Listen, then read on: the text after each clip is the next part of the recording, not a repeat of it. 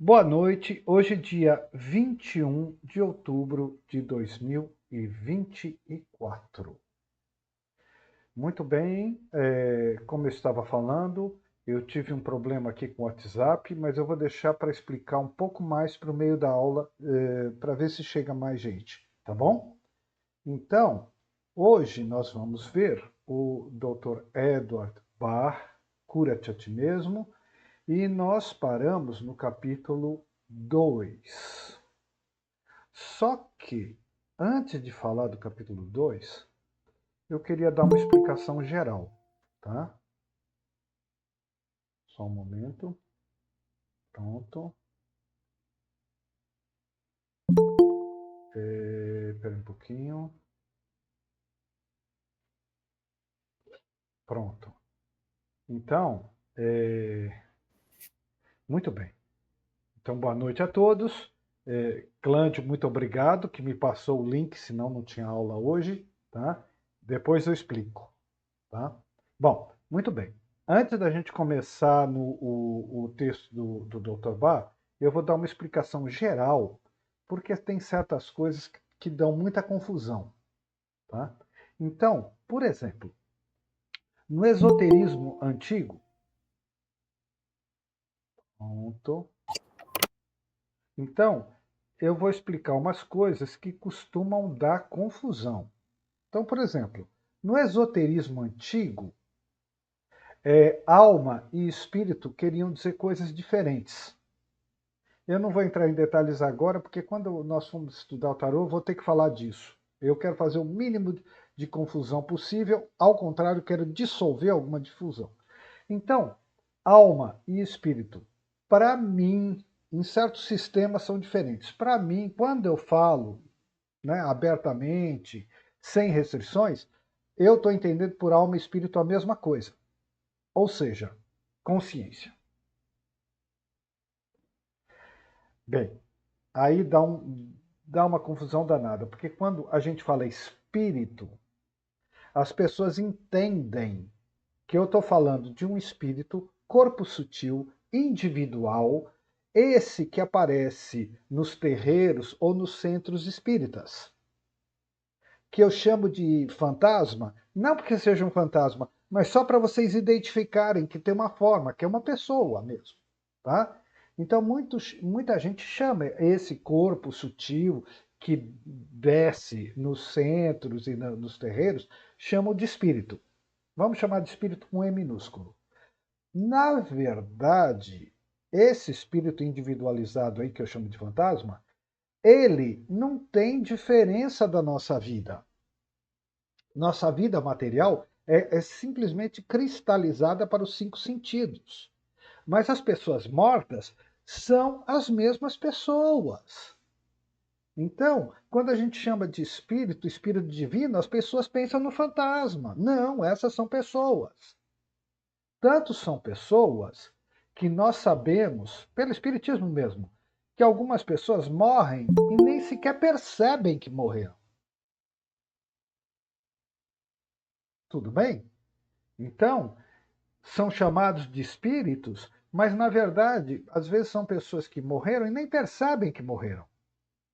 Tem espíritos individualizados, fantasmas, como eu falo brincando, que sentem dores em órgãos, em membros que não existem mais. Então vocês vejam que a vida do espírito individualizado não é diferente da vida no mundo material, tá? É um corpo mais sutil, é verdade. Agora, esse espírito individualizado, que eu chamo de fantasma para facilitar, ele está sujeito à lei do karma. Ele nasce, renasce, tá? Ele paga a conta da responsabilidade dos atos passados. Ele tem karma, ele tem ego. Tem uns espíritos que têm um ego bastante difícil, né?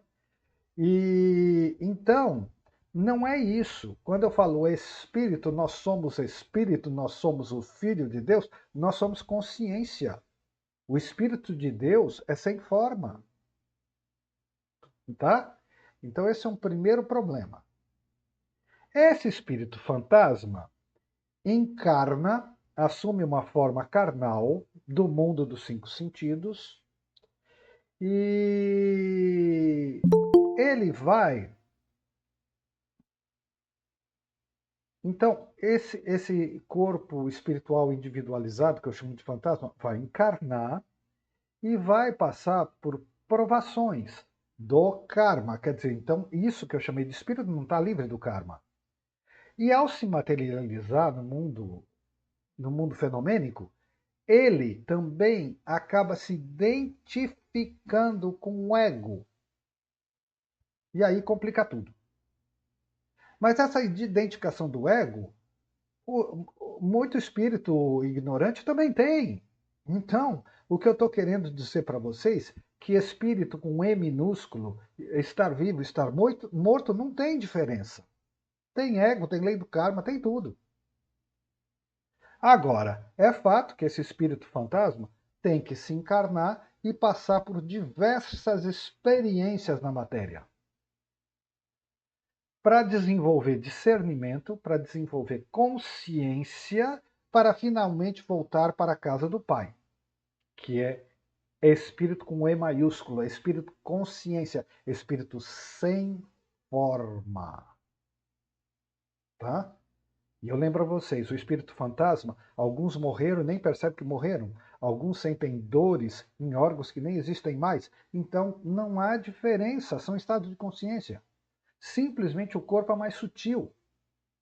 Não cristalizou na matéria, mas está sujeito à lei do karma. Tem identificações de ego, tem personalidades difíceis, tá?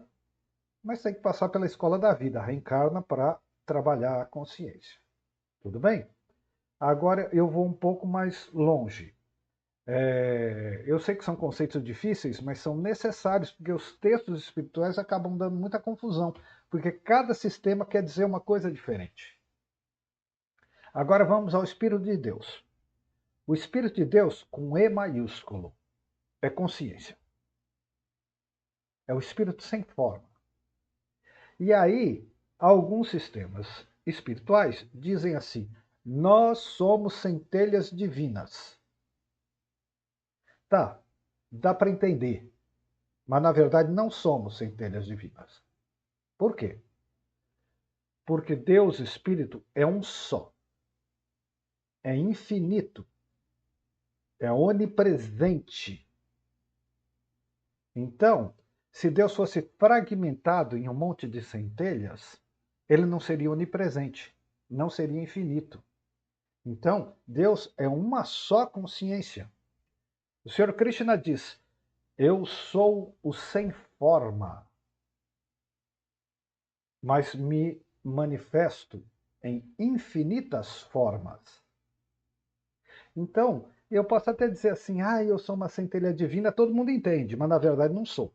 Na verdade, essa consciência divina sem forma se manifesta como Giancarlo, como Marcelo, como Gilda, como Suzette, como. Só que esse Giancarlo acaba caindo na ilusão do mundo e começa a se sentir separado. Esquece, né? Ele começa a se sentir autônomo, ele começa a se sentir separado, mas é a ilusão do mundo. Então não é que nós somos centelhas porque não somos pedacinhos de Deus, Deus é um só. Então, eu sempre falo, Deus é o Deus da vida, eu estou vivo. Então Deus está em mim? Não, Deus não é uma coisa, não é uma centelha. Eu sou a vida de Deus. O eu verdadeiro. O Giancarlo esqueceu disso, mas o eu verdadeiro, eu sou a vida de Deus. Então, Deus é espírito, consciência sem forma. Então, esse que a gente chama de espírito, que para facilitar eu chamo de fantasma, ele tem forma, ele está sujeito à lei do karma. Ele é uma pessoa, ele fala, conversa, ele tem uma personalidade, ele tem um ego. Tudo bem? Então era isso que eu queria diferenciar segundo os vários sistemas. De acordo com o sistema, quando for eu aviso e situo. Mas no geral, por espírito e por alma, eu entendo consciência. Quando eu estiver falando de um corpo sutil, que é espírito que vai no centro espírita e nos terreiros de Umbanda, e que eu chamo para facilitar de fantasma individualizado, eu também aviso. Tá? Na verdade, em termos de estado de consciência, karma e etc., estar vivo, estar morto não faz a menor diferença. A diferença é um corpo mais grosseiro, mais cristalizado, mas não faz a menor diferença. Está provado no centro espírita. Gente que morre não sabe que morre, como eu já falei 2 vezes, e gente que sente dores em órgãos que não existem mais. Está provado. Tá? Tudo bem? Então agora eu posso ler o texto, mas eu vou avisar. O Dr. Bach vai falar de alma como se fosse consciência. Mas às vezes a gente tem a impressão que eles ainda não têm essa distinção muito clara, como tem o Goldsmith.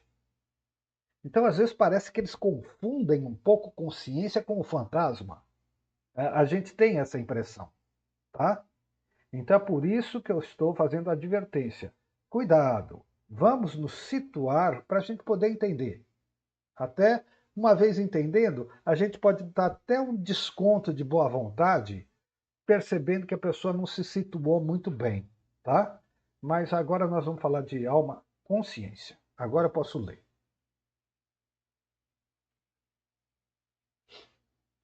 Então vamos lá.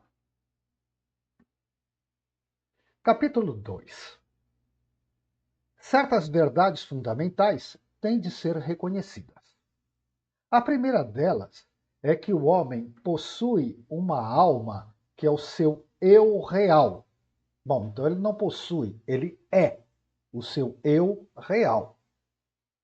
Um ser divino, poderoso, filho do Criador de todas as coisas, então é a consciência. Do qual o corpo, ainda que seja o templo terreno dessa alma, não passa de um mínimo reflexo. Que nossa alma, nossa divindade, que habita dentro e ao redor de nós, o onipresente, habita dentro, nossa alma, nossa divindade, é consciência.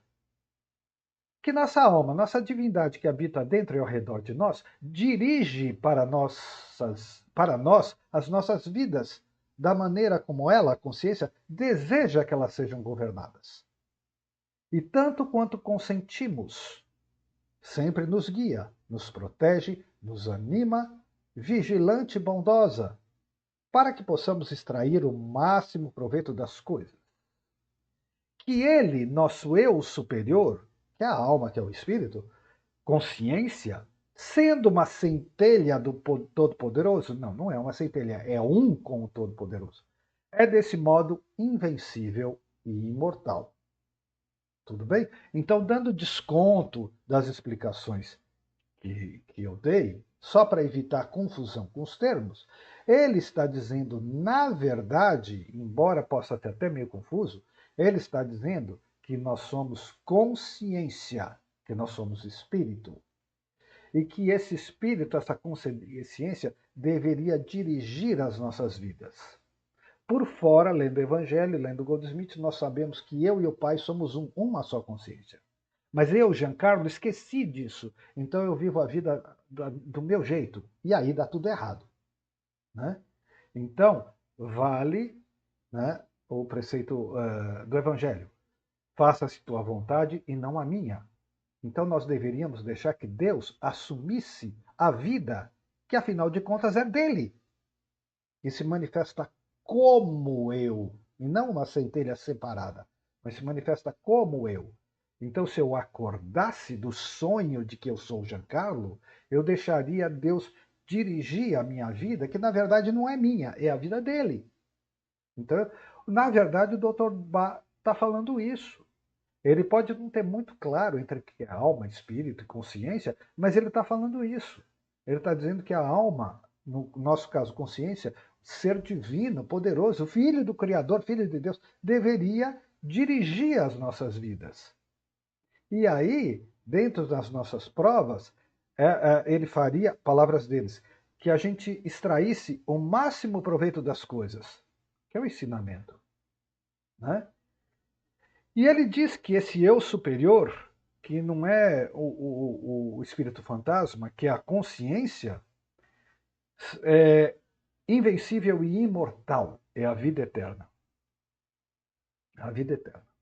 Então, portanto, o nosso conceito, vindo na linha do Goldsmith e do Eckhart Tolle, o nosso conceito de espírito é vida eterna. É Deus sem forma que se manifesta como nós, como forma, como Giancarlo. E aí o Giancarlo, na ilusão do mundo, esquece. Esquece. Tá?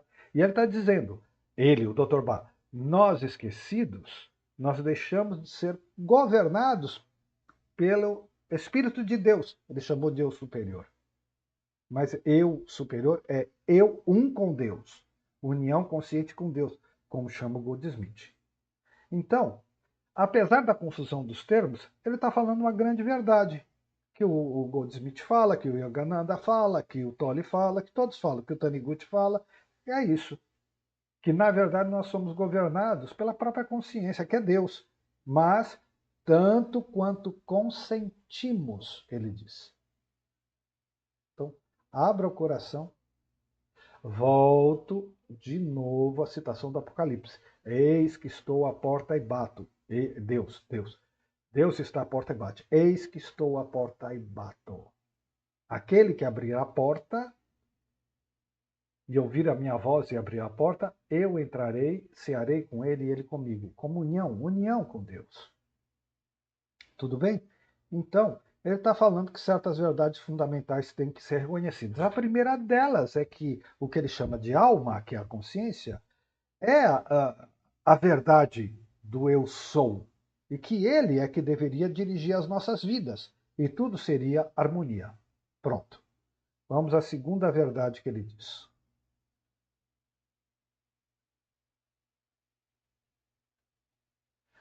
A segunda é que nós, tanto quanto sabemos acerca de nós próprios neste mundo, somos personalidades vindas aqui com a missão de obter todo o conhecimento e toda a experiência que podem ser adquiridos ao longo da existência terrena.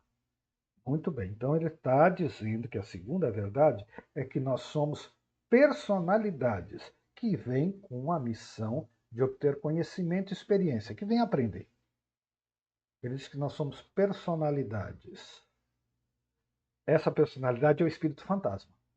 Ele vem e se encarna para adquirir experiência. É verdade que no meio da ilusão ele se identifica com o ego. Vira uma coisa bastante complexa. Tá?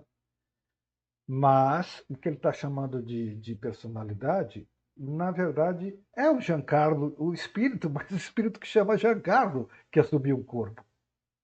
Por isso que eu falo, tá vivo e tá morto, não faz muita diferença. Esse espírito individualizado que aparece nos centros, eu podia chamar de morto.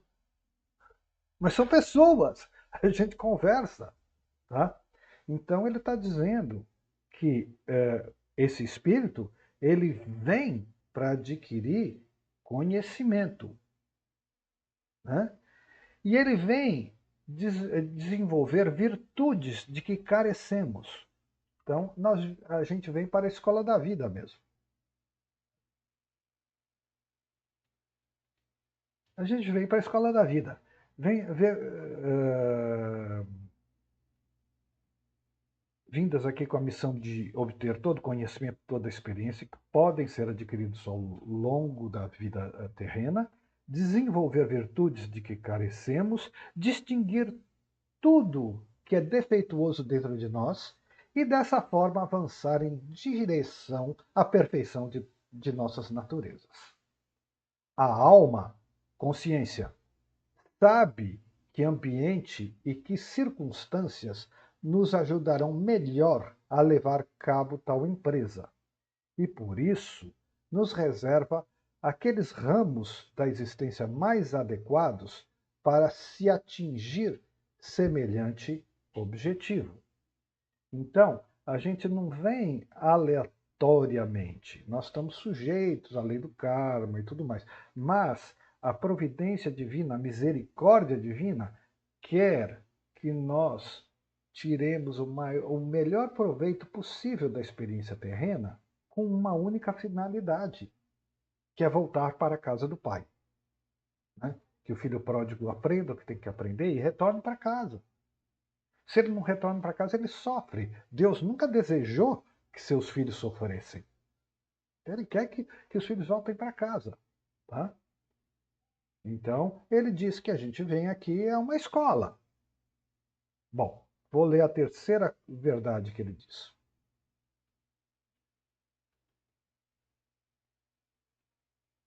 Em terceiro lugar, devemos compreender que a curta passagem por esta terra, que conhecemos como vida, não é mais que um breve instante no curso da nossa evolução.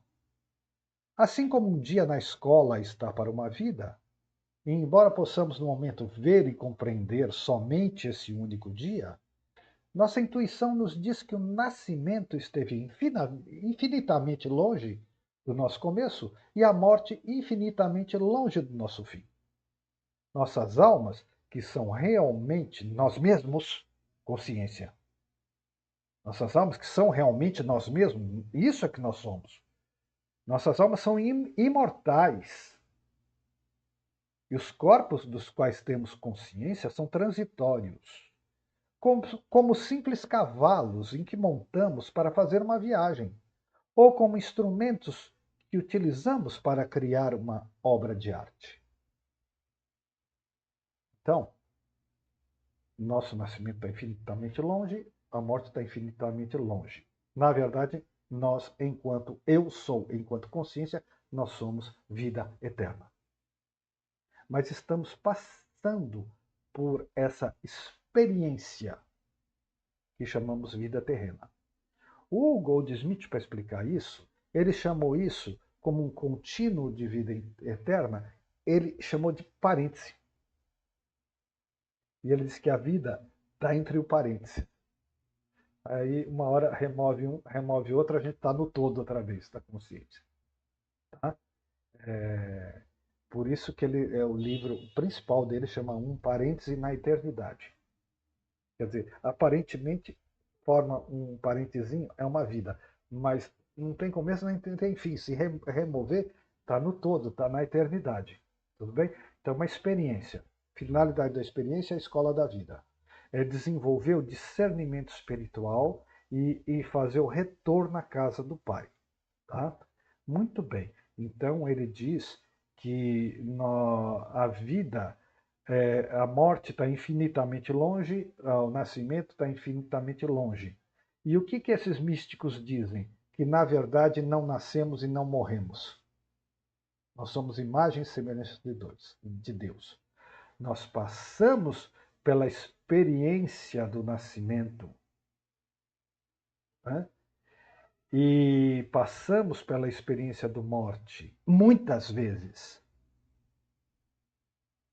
Então, morte não é o contrário de vida. Morte é o contrário de nascimento. A vida é eterna, a vida é Deus. Então, nós somos eternos com Deus, nunca nascemos e nunca morremos. Nessa encarnação, eu nasci de um pai e uma mãe e sou profundamente grato, devemos agradecer, como diz o Taniguchi, mas para esta experiência. E aí eu pergunto, a gente diz que não nasceu nem morreu, né? Como não nasci? Eu não nasci do meu pai e da sua mãe? E aí eu pergunto, você não existia antes disso? Claro que existia. Então você nasceu de quem? De Deus. Deus é eterno, é vida eterna. Então onde está o começo? Não está. Tá? Então basta essa pergunta. Ah, sim, nessa vida eu nasci de pai e mãe e agradeço, sou muito grato a eles. Mas e antes você não existia? Se existia, nasceu de quem? De Deus. Tá? Então é por isso que diz que Buda não nasce nem morre no budismo. Tá? Tudo bem? É por isso que Jesus diz: antes que Abraão fosse, eu sou. E é por isso que João diz no seu evangelho que no princípio era Deus e o Verbo estava com Deus. O Verbo é Jesus Cristo. Desde sempre. E Jesus Cristo é o quê? A consciência crística que nós somos. O Filho de Deus que nós somos. Tudo bem? Então, nossas almas, no entanto, o nosso espírito fantasma, o espírito de morto, tem que vir para a experiência no mundo fenomênico, no mundo dos cinco sentidos, passar por uma escola para redescobrir quem ele verdadeiramente é, que é a consciência. Tá? Tudo bem? Vamos mais um pouquinho.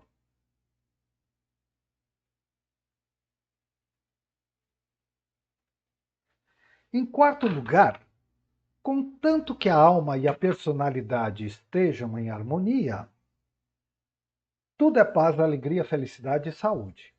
O conflito aparece quando nossa personalidade é atraída para fora da senda traçada pela alma, por obra dos nossos desejos terrenos ou pela persuasão de outros.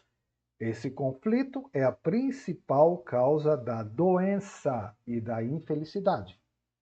Não importa qual seja a nossa condição neste mundo, a de engraxate ou de rei, de proprietário, camponês, de rico ou pobre, contanto que possamos cumprir essa missão específica, seguindo os desígnios da alma, tudo estará bem. Vamos lá? Aqui já é bem simples. Está dizendo que a alma, espírito, consciência, ela tem para nós uma missão. E a personalidade, nosso espírito fantasma, que também se cristaliza no corpo físico e se identifica com o ego também, é um aspecto da personalidade, o espírito vai nesse ramo e essa personalidade deveria ir no mesmo sentido, alinhado, junto, em comunhão. E, no entanto, ele está dizendo que o espírito, a consciência, vai aqui e a personalidade, o ego, faz isso. E ao fazer isto, cria uma situação de desarmonia e aparece a infelicidade, a doença. Então, a doença está gerada pelo afastamento da personalidade, que está em prova em karma, da missão divina. Então, na verdade, a doença até que tem uma finalidade nobre, porque ela quer trazer a personalidade de volta para o caminho, de volta para a casa do Pai. Tá? Então, é isso que ele está dizendo.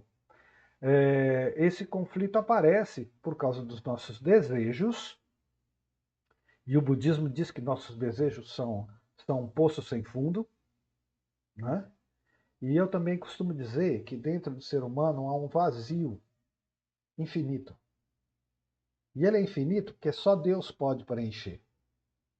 E quando não tem Deus, ele tenta preencher com outras coisas do mundo. Então aparece todo tipo de vício, mas é uma ânsia de preencher um vazio existencial. E não vai preencher, porque só Deus pode preencher. Tá? Então ele vai se condenando ao sofrimento e à infelicidade. Tá? Mas com os desejos, a pessoa vai se afastando cada vez mais do propósito do espírito, porque ela está cada vez mais procurando sentido da vida dela em coisas impermanentes e não em Deus, que é a vida eterna, né? O que ele chama de eu superior e tudo mais. E aí a pessoa adoece. Ele está explicando como que aparece a doença. A doença aparece dessa divergência, porque nós, personalidades e ego, estamos desalinhados com a missão que Deus nos deu. Essa é a fonte da doença.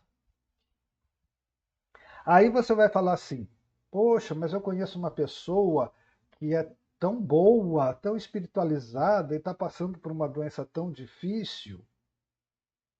Mas esse desalinho, às vezes, é de muitas e muitas vidas. Nós só estamos julgando pela aparência, pelo que nós estamos vendo de uma vida, de um momento. Tá? E às vezes não é assim. Às vezes pode ser de outras vidas também. Há esse afastamento, né, da personalidade e do espírito. Até haver esse retorno, às vezes são necessárias muitas vidas. Então, às vezes, a pessoa passa por dificuldades. Ah, eu não entendo, eu sou uma pessoa tão boa. Isso não quer dizer nada, tá? Nós não sabemos da nossa história. Por isso que eu não me interesso por regressão de vidas passadas, porque eu só vou encontrar coisa que não presta. Eu tenho certeza absoluta, tá? E não vai contribuir em nada para o meu trabalho hoje. Bom, muito bem. Então vamos prosseguir mais um pouquinho. Não que eu ache que a regressão de vidas passadas não seja útil. É útil para quem não consegue vencer certos traumas. Mas como curiosidade vã, não acrescenta nada. Você não vai achar grande coisa que preste, não. Senão não estava encarnado. Então vamos lá. Em quinto lugar, a compreensão de que o Criador de tudo que existe é o amor. Aquele foi fundo. Então vocês veem, as pessoas podem deslizar um pouco com conceitos, como alma, como espírito, como personalidade, pode ficar até um pouco confuso, mas aqui ele vai no ponto. O Criador de tudo que existe é o amor, portanto é a consciência. Portanto, o Deus é amor, portanto Deus é consciência. Aqui ele foi no ponto. Né?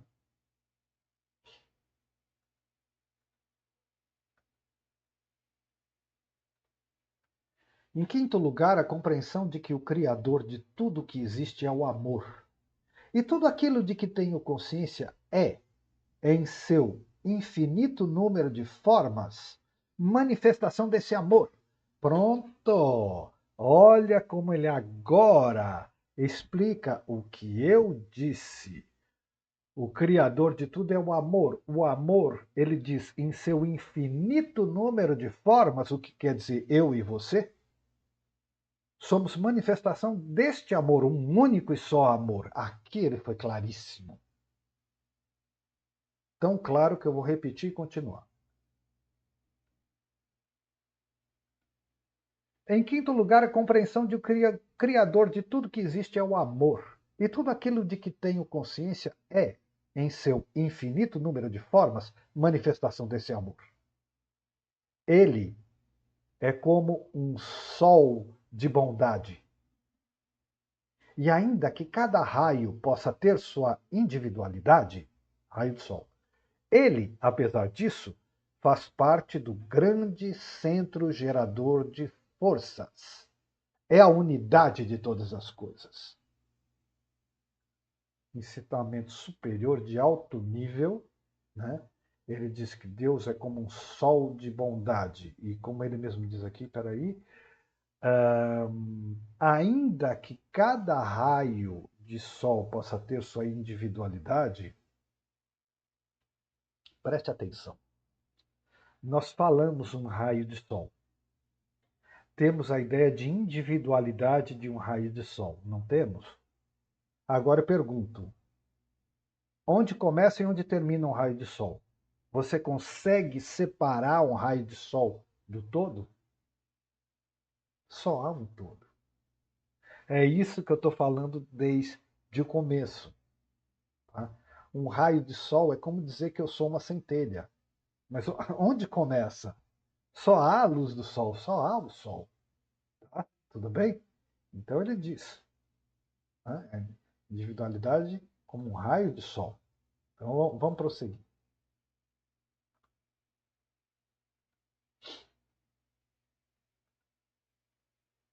Ele é como um sol, o amor. Ele é como um sol de bondade, e ainda que cada raio possa ter sua individualidade, ele, apesar disso, faz parte do grande centro gerador de forças. É a unidade de todas as coisas.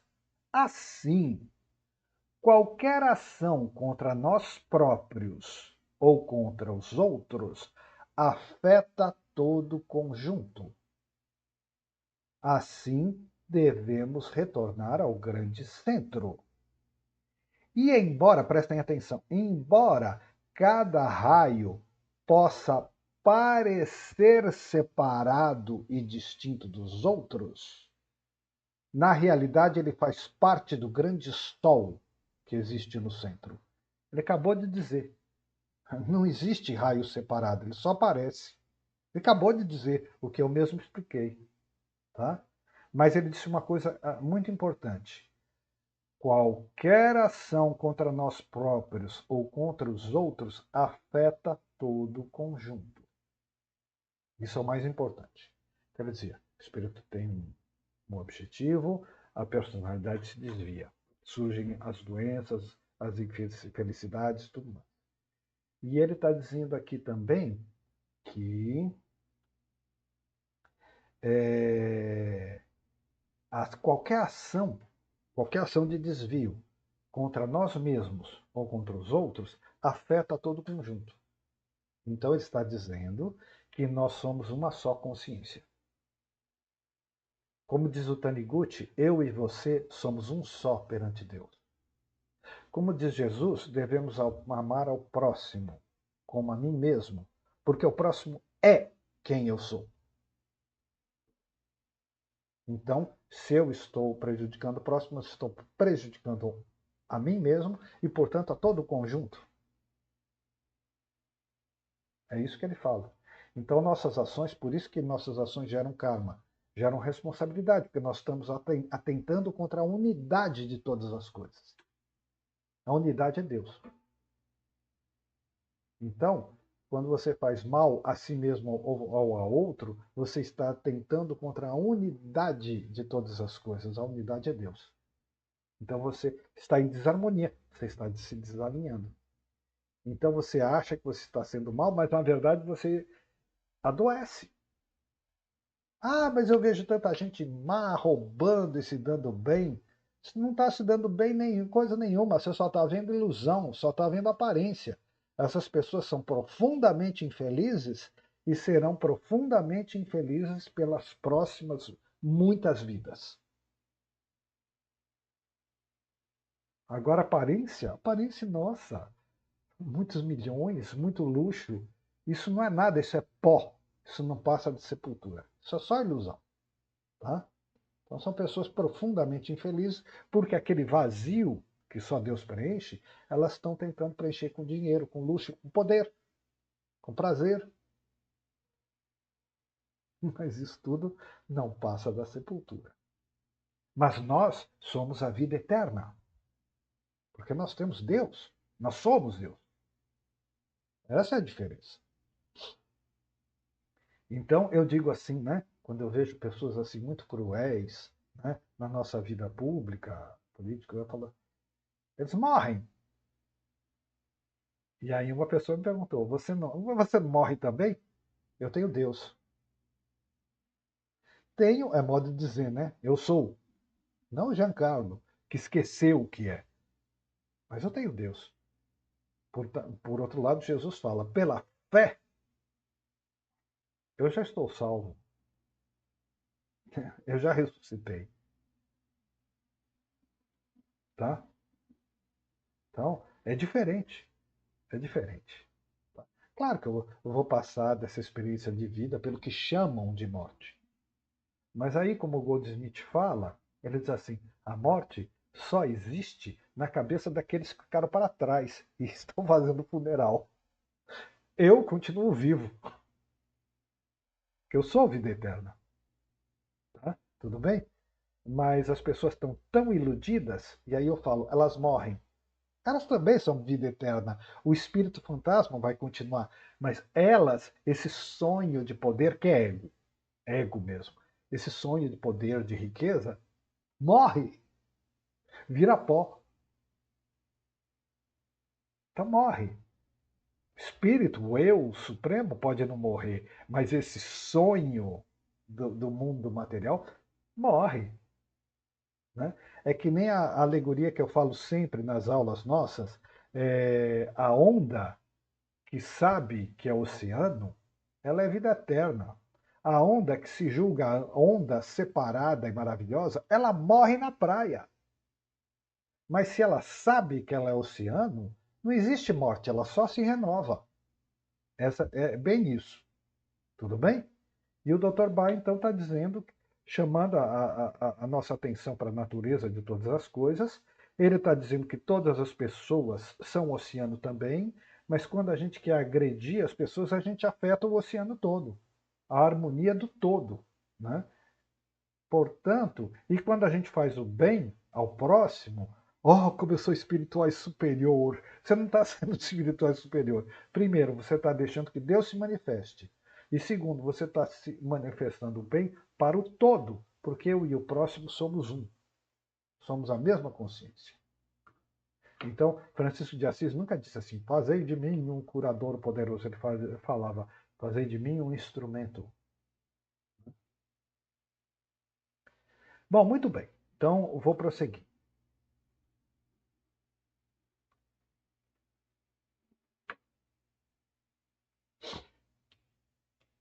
Vamos ver aqui.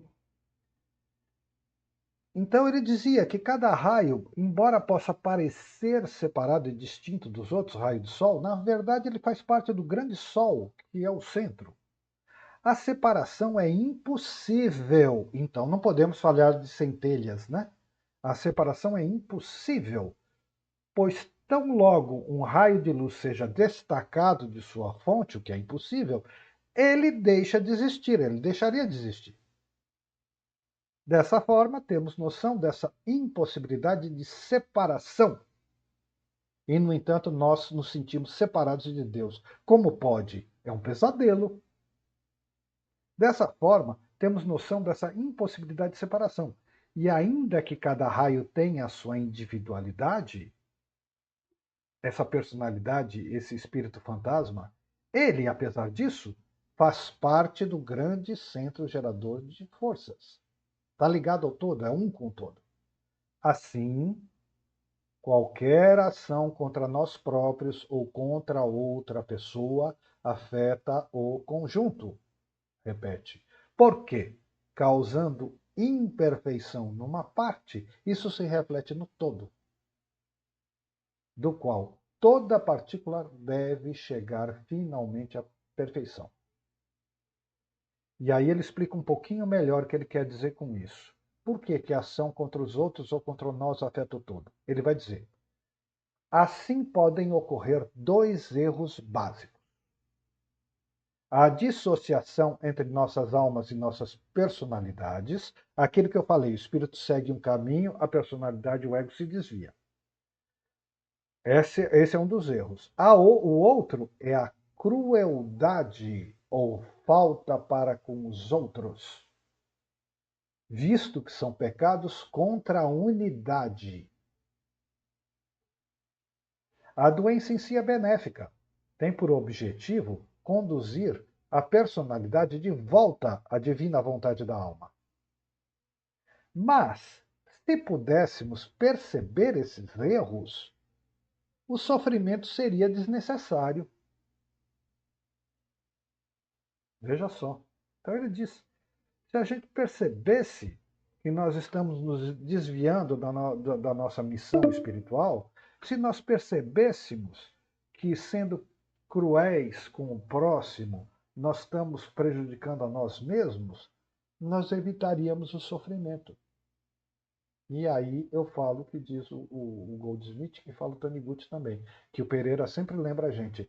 Deus não fez o sofrimento. Deus nunca quis uma doença para chamar as pessoas. Deus nunca quis que seus filhos sofressem. Então, é da nossa responsabilidade. É o sonho de nós estarmos separados de Deus. Aí eu lembro a todos a parábola do filho pródigo. O filho pródigo diz: eu me dê minha herança.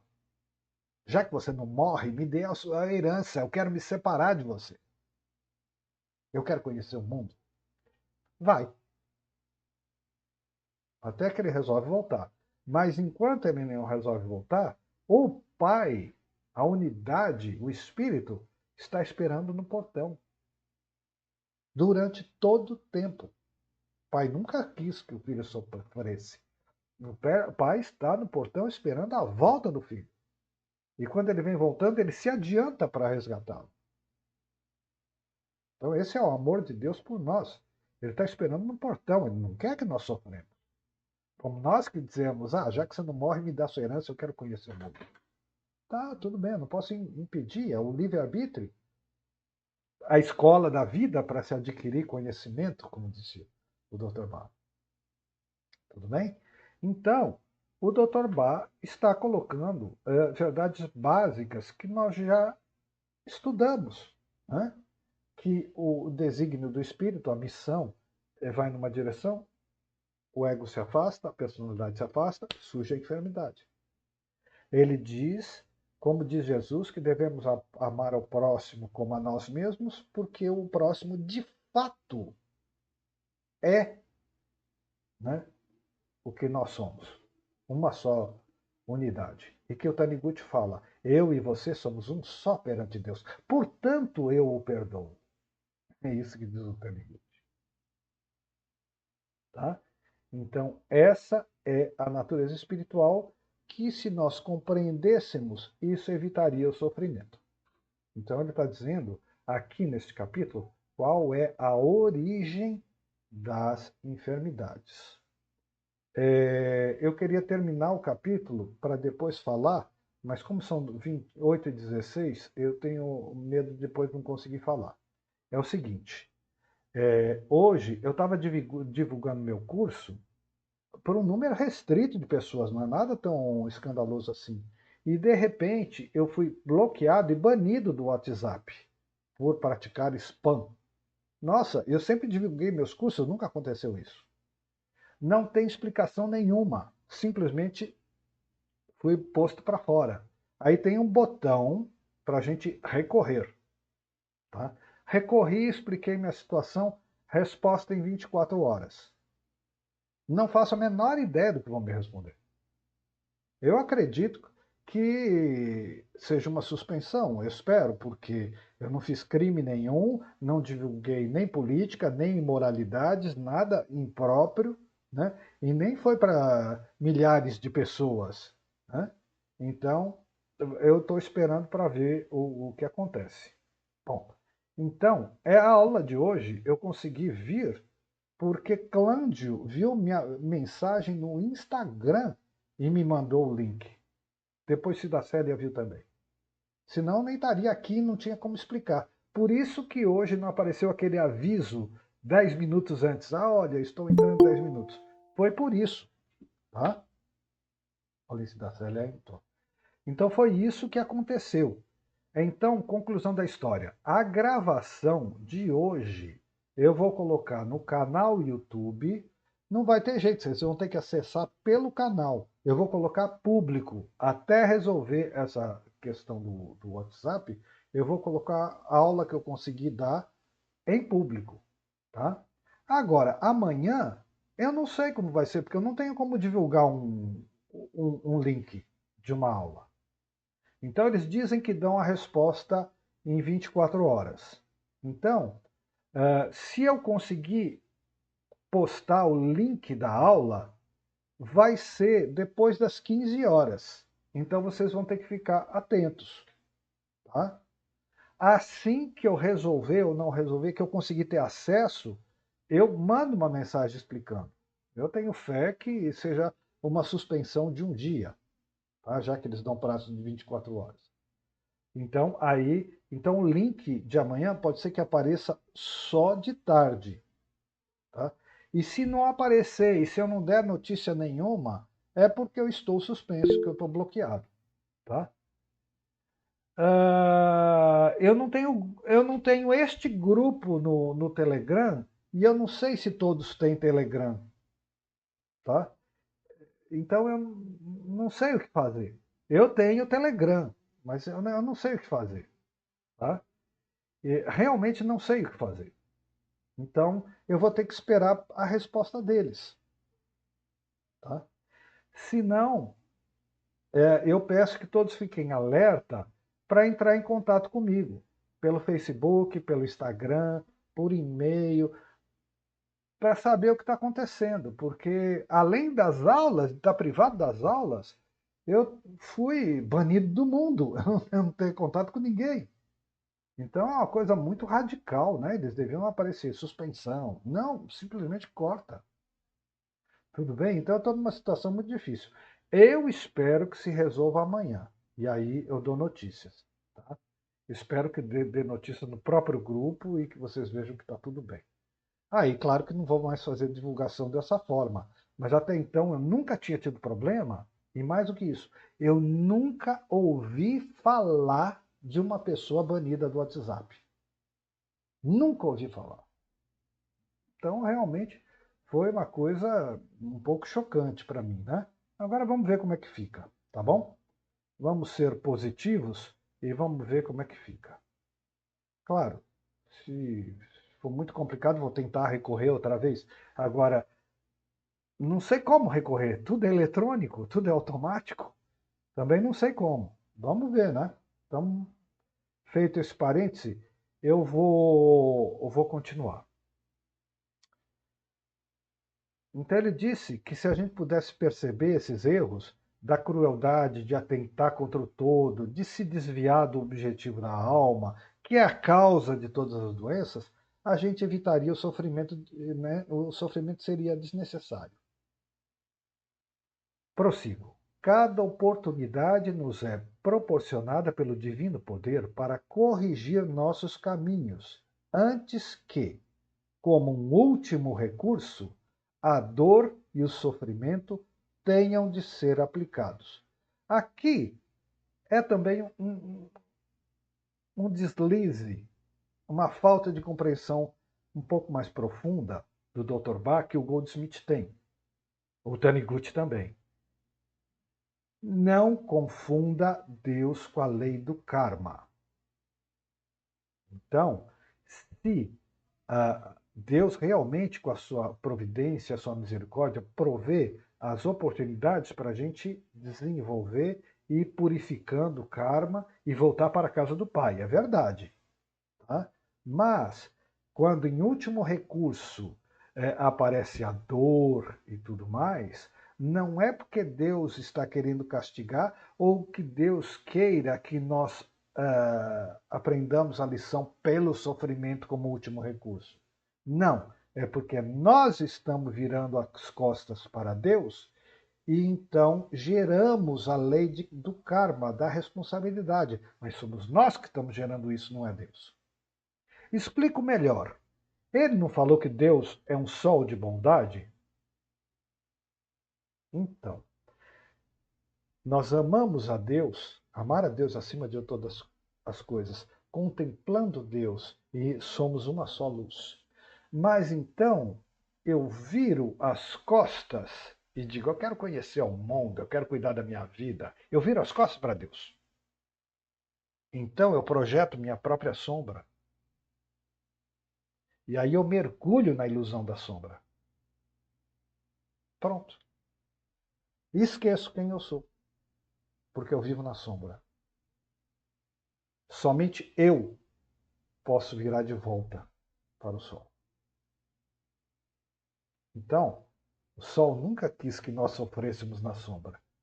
Fomos nós que viramos de costas. E só nós podemos virar de volta.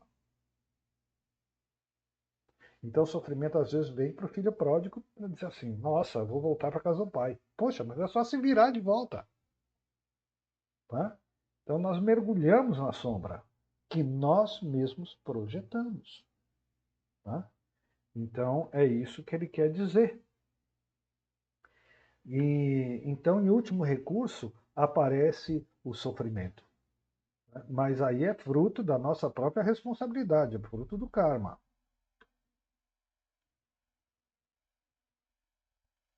E aí ele diz: podem não ser os erros desta vida, como eu falei, podem não ser os erros desta vida, deste dia na escola que estamos enfrentando.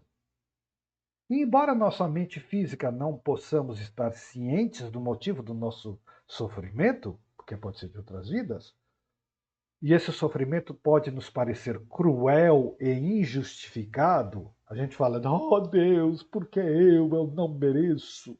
O qual pode nos parecer cruel e injustificado, nossas almas, que são nós próprios, conhecem todo o propósito e estão nos guiando para que tiremos de tudo o máximo proveito.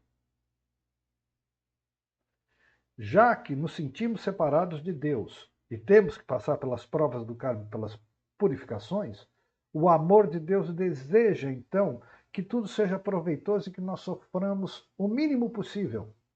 E esse sofrimento é da nossa responsabilidade. Não é ele que deseja isso.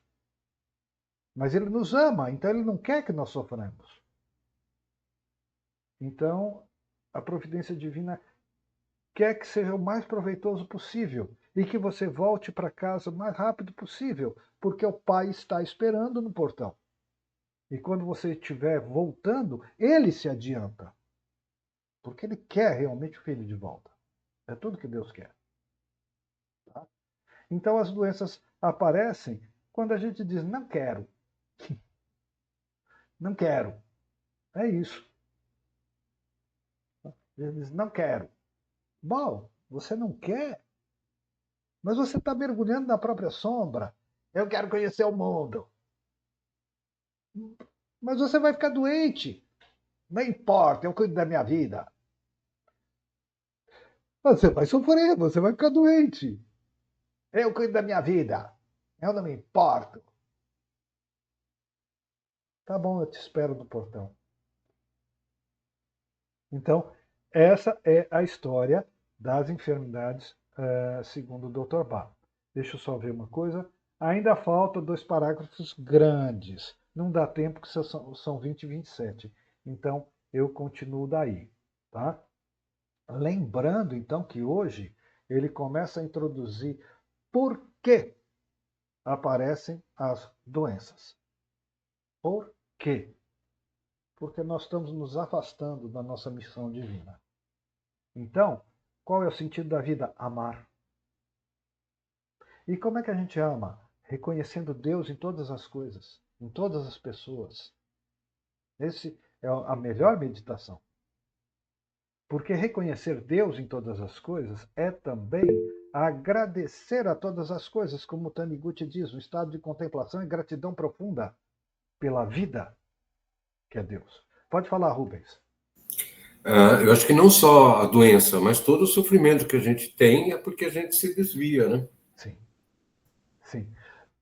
Podemos chamar de doença todo e qualquer tipo de sofrimento. É uma doença, vamos dizer assim. Tá? O sentido é esse, é bem amplo. Assim como cura tem um sentido extremamente amplo. Né? Para o desempregado, empregar uma cura, mas a cura verdadeira é a cura espiritual, definitiva, a vida eterna. Tá? E é isso que está em questão. Não tem jeito. Então, agradeço, agradeço, agradeço. Amanhã vamos ver como é que fica, tá bom? Peço a paciência e a compreensão de todos. Estou muito chateado com isso, mas tudo bem. Boa noite. Boa noite. Valeu, boa noite. Valeu. Boa noite. Boa noite a todos, até amanhã.